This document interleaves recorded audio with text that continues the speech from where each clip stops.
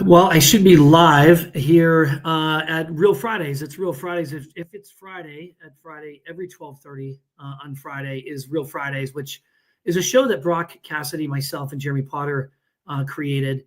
My two co-hosts, which are not here right now and should be, but they are not, and they're late. In fact, I think Jeremy's got some work obligations, and Brock is late. And so the whole intent of this show, it has been really interesting, is that to have insider information from industry experts about the status of the mortgage business and what's happening on the M&A front, what's happening on the market share front. Why are certain companies winning while other companies are losing traction, right? And we've seen this over maybe the last, really since 2008 and the crash. We've seen certain companies rise into prominence, and then companies that fall out of prominence for very, very specific reasons. I've created a career in really a business concentration around studying those behaviors and understanding the economics and the leadership qualities of these organizations that either end up hindering growth, or companies that end up achieving a certain level of growth and then losing it, or companies that sustain growth and stay at the top, because there are very specific attributes and very specific qualities that are consistent across top performing companies. Okay, I mean, there are great companies in this business. We've seen companies like American Financial Network. It's a good company, right? But they kind of peaked in 2011, 12, 13, 14, and they sort of petered out, right? And where are they now in the retail game? They've been sort of stuck, right? I would say same thing with companies like PRMI. PRMI is a company that I really fell in love with probably in 2006, 2007. Jeff Sitting and Dave Sitting are dear friends of mine, right? And I really loved their discipline, loved their systems, loved their organization. In my view, they were one of the companies that were the first to kind of pioneer the P&L model, right? And to really take that into real national prominence. I know Allied Home Mortgage and my buddy Johnny Fowler were probably the true pioneers of that. But from the standpoint of the modern era, the Dodd-Frank modern era, in my view, PRMI was really should be in that conversation as being really as being the leader or the author of the P&L structure in the modern era. And they've grown and they've really lost a lot of traction. And I know they're trying to do their best in order to gain that traction back again. They certainly have the leadership and the talent. They have the servicing. They have the discipline and the systems. The question is, do they have the business development appetite and understanding for growth? Do any of these companies that have lost production traction, do they have the appetite in the systems to grow and to sustain that growth? I mean, that's really, the question of what we're asking ourselves here. And I am just really wondering why in the heck Jeremy, or rather Brock is not on, but so this might be just a shorter video, but I'm working on a few deals, right now in the deal that I recently just closed, a 500, 600 million a year group that, in a deal I'm working on right now, that's about 400 to 500 million a year as well. It's really fascinating what I'm understanding and learning from the competitive dynamics, because there's a real ugly side. There's a real ugly side to this business that I don't think is talked about enough. And that is, obviously these clawback agreements, the litigious nature of a lot of companies that go after loan officers for very, very petty reasons and really bullying-like motivations. And it really creates a tremendous amount of fear. It creates a tremendous amount of fear in loan officers in making a move to new companies. And Brock, so happy that you joined. I just, the way I took initially today's Real Fridays was just to talk about a bit of what I was doing, because I didn't know I thought maybe I got the time zone. I'm in Tucson, Arizona right now, so I thought maybe I got the time zone wrong. Oh yeah, that's always tricky with the the time changing in that part of the country, right? It's crazy, Yeah, we have a partner in Mountain Time that we're dealing with that. But yeah, no, sorry, I was just wrapping up a call with one of our partners. But happy Friday. Yeah, no, happy Friday, man. I was just talking about how there's a really dirty side of this business. I'm doing another acquisition, 400 or 500 million a year, and these companies, and the company they're coming from is a very litigious company, sues everybody over the smallest things, ties people up, really aims to bankrupt individual loan officers, really a bully of a company, right? And we're a good sized organization ourselves, so we're okay as long as we do things right. We're not afraid of being competitive and being aggressive in today's market. But I tell you, there's the way the industry is reshaping and resizing, and how expensive it is to operate in today's environment and to compete in today's environment. The competitive nature and the litigious nature of these acquisitions, both asset and stock, is getting to a point where that is almost a driving force of attrition in the business as we look into 2026 and 2027. I don't know how lighter capitalized organizations, because then the companies that are, I was just on the phone with another organization that is about $1 billion a year, $1.5 billion a year, and they're so afraid to compete because they're so afraid of getting sued from one of the larger organizations. And so that ends up holding their growth plans hostage. So you're kind of damned if you grow or damned if you don't. Yeah, that's I don't know. I mean, there's a lot there, and I certainly do not know the specific example you're referring to, nor should I. But like that's a sad state of affairs. Like, companies not wanting to grow their business because they don't have the legal resources to do it. And I'm obviously, like, this X amount of the litigation has a legitimate reason, but I have to assume a huge portion is a little bit of bullying, is a little bit of discouraging competition, right? At least in other industries, or in where I've seen that happen more on like the real estate side and stuff. There's always countersuing between all the big teams. And I kind of tended to think mortgage wasn't quite as messy as real estate, but that might be changing. It's really bad. It's litigation is used and I've been sued, and I've sued people in the past. So it's like litigation really is used as a weapon. It's used as a weapon in order to financially hold hostage individual loan officers. 2, send a message to other loan officers that haven't made a move yet, to freeze them up or to discourage them from going, to really limit their employment choices.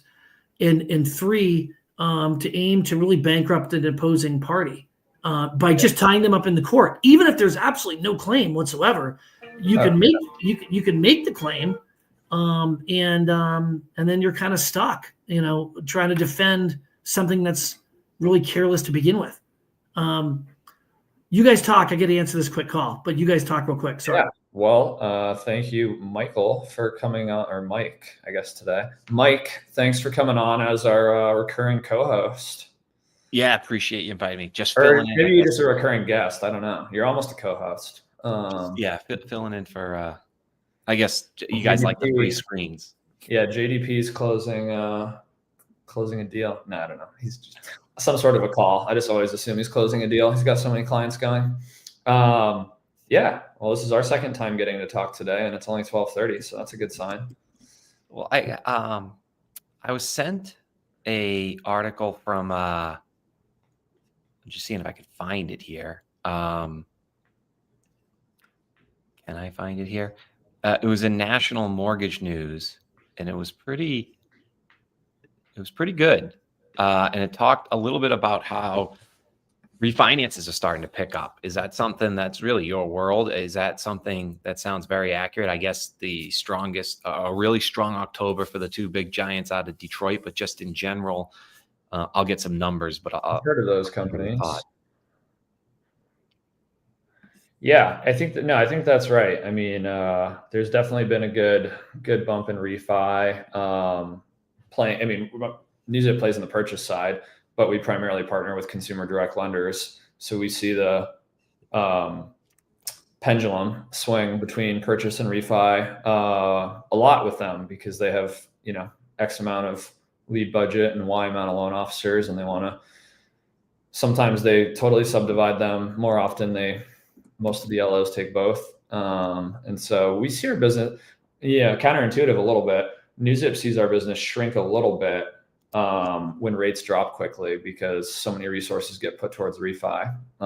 Even though purchase gets a little better too, it doesn't get as much better as refi. So weird idiosyncrasy of our real estate business. But I think it's I think it's been a mix, because purchase applications have also been going up higher than seasonal averages. I think it's just overall getting a little healthier. Purchase closings, I don't think are up a ton, but appetite for purchase and purchase applications are up a good bit. Listing inventory is up a lot. And then as well as refi apps are up. And I assume refi closings are up, but I don't really track that. Rick would. Yeah, it came from ICE Mortgage Technology's first look report. So it said they use prepayment rate to really determine if these servicing portfolios are how they're being handled. And so it was a prepayment rate of 1.01%. So that's up 36.84% over September. Wow. Yeah. And so I actually thought September was pretty decent too, because we had some rate cut action in September. So I would have thought it might be a big jump from like early in the year, but maybe not from month to month in the last couple of months. That's good to hear. But if you look at the, I always like just looking at Housing Wire's summary of like the macro data. Can you see this? I'm not sure if it's showing. Do I need Rick to allow me to share that? Can you see the screen? I can't. Yeah, Rick has to allow it to share because he's the host. Always dogging us. But yeah, it's just the summary link to Housing Wire, where it shows. So basically, price cuts are way up on listings, as well as inventory being up considerably. So it's overall purchase is getting healthier. I mean, inventory is going down a little bit month to month because it always goes down in December. Yeah. But like compared to last year, inventory is up dramatically. Median list price is down a little bit. Days on market is up a lot. Price reductions are up a lot. So, I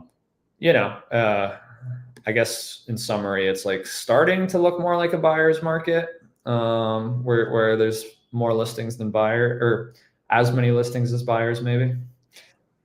We still need to see more price drops to get the deals done.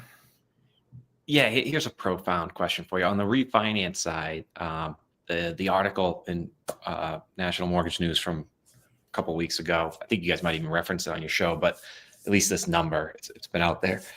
6.38% mortgage rate on a 30-year fixed unlocks 3.1 million borrowers become in the money that have purchased in the last 2 years. And then if it gets a 6 point, which happened in September, and I think that's why you saw a lot of closings in October, and then a drop to 6.25% would add another 1.4 million. So you're a total of 5 million borrowers. When you look at that, and when you say adding that, it's sort of like they are a refinance target. Refinance targets, I believe they purchased at a higher rate in the last couple of years, and rates dropping below their current rate, basically. Yeah. Like when you look at that, do you think people are targeting their own book of business? Do you hear this as an opportunity to go out and get new market share, or is that too overwhelming, or do you think the servicers really are eating up a lot of that? Or do you think the services are just making them aware of it and then they're going to their local person? How fragmented do you think this 5 million in the money is? Is there a real way to capture more than just what everybody always captures? I mean, it's definitely a call to arms for everyone, right? Like the servicers are pouring a lot into it. Certainly Rocket and Cooper are underwriting that and tens of billions of dollars worth of market value, according to Wall Street, according to the stock market. So, it seems like my understanding is that the prevailing view is that servicers are going to keep a lot of it. They have the best at bat, but I don't know. You see some really interesting stuff going on too with like Sage Home Loans announced their partnership with Robinhood, where Robinhood, whatever the exact details are, I think it's like Robinhood premium clients can get a discounted a rate and some additional credits if they refinance or purchase, but notably refinance with Sage. So now you're talking to people that are looking to invest money and offering them a below market refi. So I think of it more as, channeling my Jeremy Potter talking points, think of it more as like who has the best relationship with the consumer, who has the most natural relationship with the consumer. Servicer is one. Historically, like banks did a really good job, and I think some of them still do.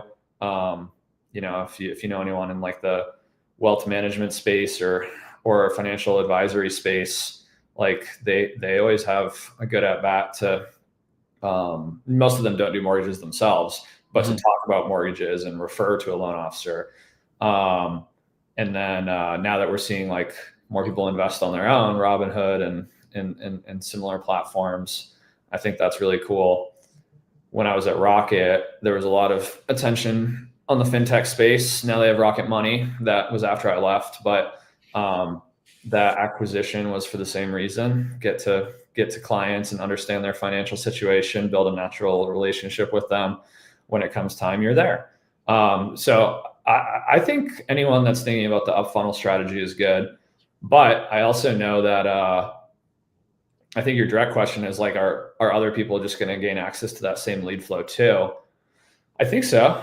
Yeah. I mean, I think I've heard that all the lead publishers, all the lead aggregators are raising their prices. So that's like a sign that like people are trying to buy LendingTree or MRC or OwnUp or any of these ones that a lot of our partners use. I don't think they're universally raising all prices, but like it's healthy. There's demand.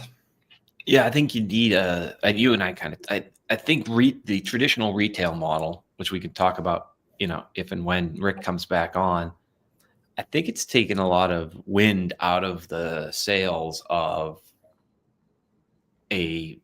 what it means to have momentum if you're a top 50, 100 lender in the United States right now. And that Robinhood example is one where, Sage and Robinhood got together, and rather than talking about economics of how they can make money, they said, if we both give the consumer the best deal possible, we will both be lifted by people talking about this in the news. So I think it's a challenge to other lenders. And I know there's one over at Rocket, but I think there's some, rev split there. So not the Rocket Money, but the other kind of wealth.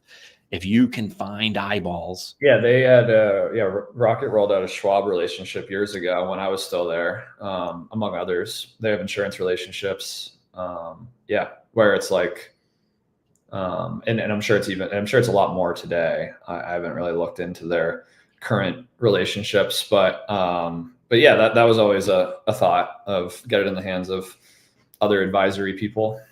Yeah, and the Schwab is a commercial business relationship, whereas this one, I can tell you, is just both sides saying, okay, this is more just for brand, for great branding, and that's why the rate is so much lower than market rate, right? And you get name recognition through 25 million Robinhood users, and Robinhood now has a reason to join their gold. It's no different than $2.99 a month for Hulu Plus on Black Friday versus Yeah. $14.99 if you need it. It's a pretty crazy idea in the current like tech world of like pay $3 a month to save thousands of dollars on your mortgage. But it works the way those companies monetize because then they can, the market recognizes software revenue as being worth so much more than transactional revenue. So it's like, I've always been, I guess, bullish on like these membership models. Years ago, 10 years ago, probably at least, when I was very new to the industry, Rocket, well, not even at Rocket, one of the real estate companies that Rocket worked with was working really hard to get the Sam's Club real estate relationship. And we sort of had a small role in that. And that was wild to see the Sam's Club discounts that they were negotiating. And then there's, AARP has crazy real estate partnerships and mortgage as well.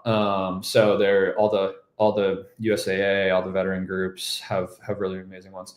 So I think about that too, of like consumer trust. It's buying the leads and buying the access is really important. And I think a big part of the strategy, but you also probably need to play in some of those like loyalty pawns of where people manage their money or servicing or something. People, every sales guru has their thing of like, someone's got to see your name 3 times, 7 times, 14 times, depending on the industry.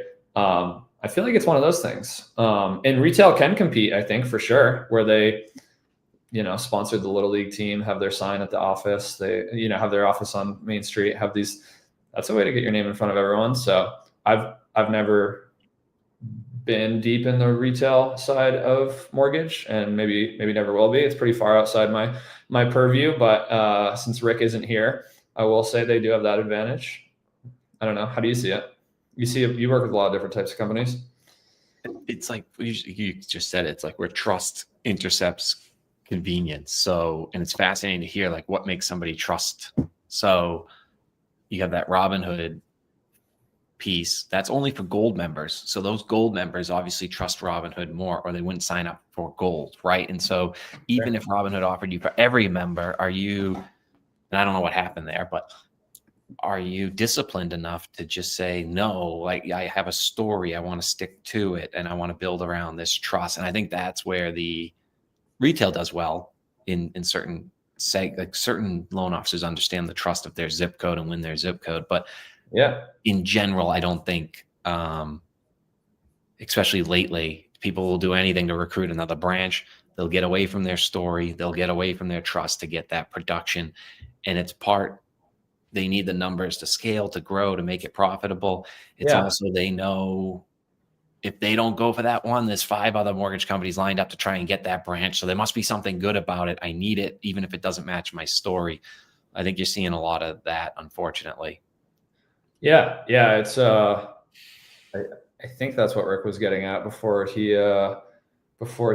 dipped out for a minute to take that call. But it's always been kind of remarkable to me that the way the branches get bought and sold, because it makes sense. Just like any business, you have your foothold and you own your zip code. That's worth an incredible amount to whoever you roll up to. But then you start hearing about the top performers leave after the acquisition, or that branch doesn't exist anymore and it gets consumed into another branch or into another team, or all these 3D chess moves. And then I kind of come back to, should you have just like recruited the best loan officers and not bought the whole piece? But that's Rick's world. But how to buy and sell and recruit the different pieces of branches and production. But I definitely find it interesting that so much is happening right now in the market around that. Yeah, I think we touched on it when I was a guest on your show, whether it was last week or 2 weeks ago, and how that's why the companies are afraid to train up, right? Because of that article, how fast people end up getting a new job. Are you training them up? And you said how Rocket didn't care about that. They that's like almost branding for them. And yeah, and they they'll trained lose. everyone. They trained 200 loan officers every week for years, and 50 of them would produce. It's crazy. Yeah. And it's because they have the leads. So you can almost like say, look, we have leads for you to call. I think the local companies don't have a good lead story. And I think it's harder than ever. You know, COVID kind of just vacuumed up all the opportunities here in our zip code. Yeah. To get And I'm that. sure Rocket's approach is different now than it was in 2016, by the way. But like, it was still wild. It was still wild to see what they were doing then. Yeah. So the supply's down, and what I'm seeing, and I was going to wait for Rick, but I think what's been most fascinating to me as the eyes and ears, you know, in many ways, is these lenders are realizing how hard it is to recruit. You know, AI tools now, like everybody's recruiting or sending messages through LinkedIn. Then they're down to like 3 people they actually talk to and trust they maybe would move with. So you're never just you. It's always you and 2 other companies that they're looking at. And you lose out, whether it's because Rick was saying that they're afraid to move because they don't want to get sued, or they choose somebody else and you put a whole year into it. That is psychologically, I think, now affecting these mortgage companies. They've had a year of great recruiting. They invested in recruiting. They didn't get the people they thought they were going to get. And they start to question, am I no different than the other 50 lenders out here that are all part of mortgage, you know, co-op or mortgage collaborative, lenders one co-op? Like, are we all just very similar in the loan officer's eyes? Is that why I'm not getting it? Because I know I'm a huge brand, or I was a huge brand. And where this is coming in to land the plane, Brock, is I think they're now afraid if they just lose 2 of their top 4 or 5 of their top 12, they are going to go from a good size lender down to that CEO for the first time in their life is basically just running a couple branches. They're not running a company anymore. And I think I'm starting to see that fear tick in, is like, yeah, I can't, if I lose the top 2, I can't replace that person with a quick signing bonus. And yeah. now I'm playing defense. It's like the 80-20 rule on steroids of, you know, the bottom 20% of loan officers left in 2023. And then the bottom 20% of loan officers left again in 2024. And then the bottom 20% of loan officers, not the exact number, obviously, but Pareto principle, or whatever the principle is to say this, where like, okay, there's a lot fewer loan officers now after three years, let's say 2.5 years of this serious churn, not just churn between lenders, but churn out of the industry. Ingenious always publishes that, I always look out for Jeff to post like the latest on how many loan officers left the industry. So I hear that every lender is hiring to some degree, recruiting to some degree. Is that going to be to the point that we bring in new round of 22-year-olds, you know, 25-year-olds into the industry, or is that going to be people that were in the industry and left for a couple of years come back? Is that going to be, or certainly there's plenty of lenders that are saying, you know, our AI is going to allow us to keep the same amount of loan officers, but those same companies are hiring. So I think I feel like the AI scaling is still kind of a talking point, not a reality. I hear almost every lender is trying to hire, which is awesome. Like, let's count our blessings for that. It hadn't been like that for a couple of years. But then it's like, okay, who? Yeah, I think the big question is, if you have between right now 60 and 200 loan officers, and like, doesn't matter, even if you have 200, if you lose 3 of your top 6 loan officers, how do you replace that? Do you replace it with 20 teaching them out of college? Do you go out and sign $3 million check to get that? Because we got to assume they're a huge heavy hitter if they're top 3 in a 200-person like loan officer company, right? Yeah. Or is that too many to take on? And I that is the you know, That's the question. I guess I would And leave like, do you have time to bet on the untrained folks? You know, in consumer direct, you kind of do. That's what we were talking about. But in retail, you kind of don't. Yeah. Might be time to get a consumer direct, you know, in a box, or there are areas that we were talking about that loan officers need it. Yeah, if you're need it. Yeah, if you're a lender listening that's thinking about how to expand into the next geography where you don't have a branch, or to feed, you know, some new junior loan officers business, there's a lot of tools you can use to make that a lot easier. I'm certainly biased that NewZip makes it a lot easier with our pre-negotiated and set up real estate agent relationships in all 50 states and all 3,100 counties in the US. But there's a lot of other things that really they should reach out to you, probably, because there's a lot of other pieces you can put together with it, in terms of how they are putting together the rest of the tech stack and just positioning on how to expand your business into new geographies or new lead sources or both.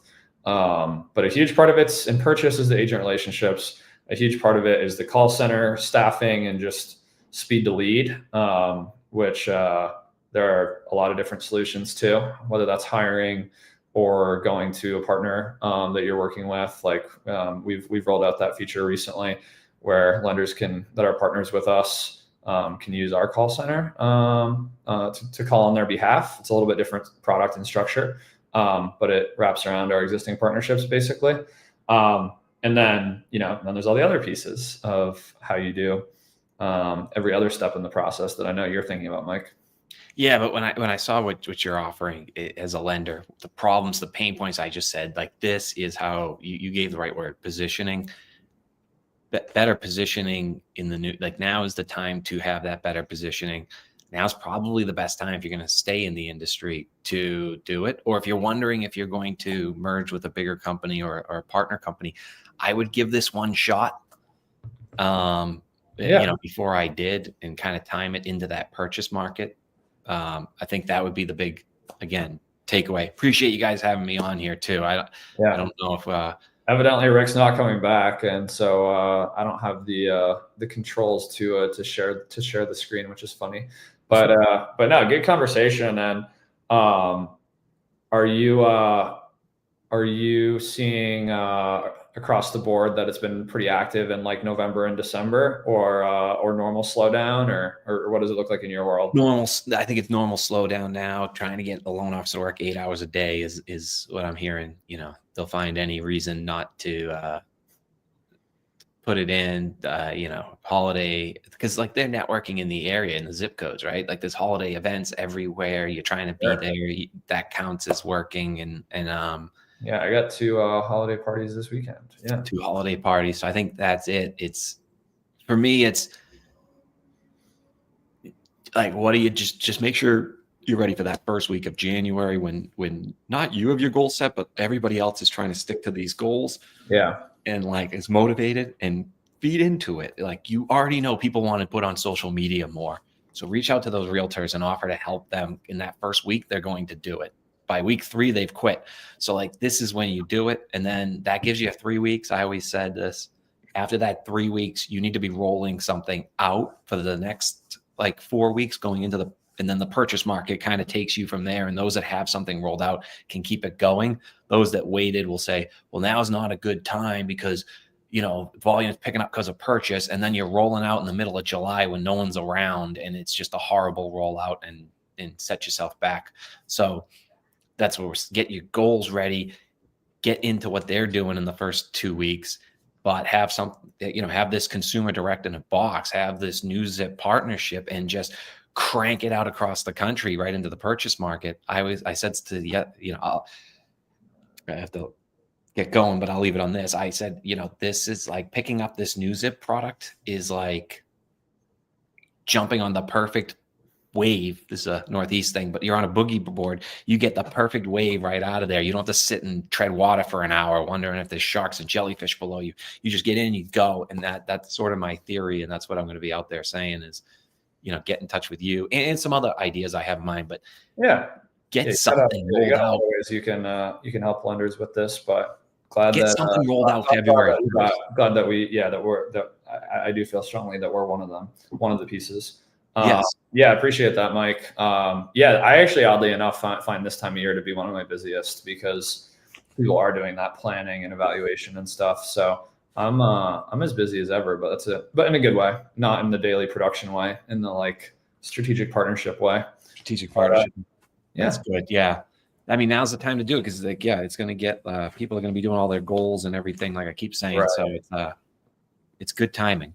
Yeah. Yeah. Cool. All right. Well, have a great weekend, Mike. Thanks for popping on. Thank you. Bye, Brock. Bye, Rick. Bye, Rick.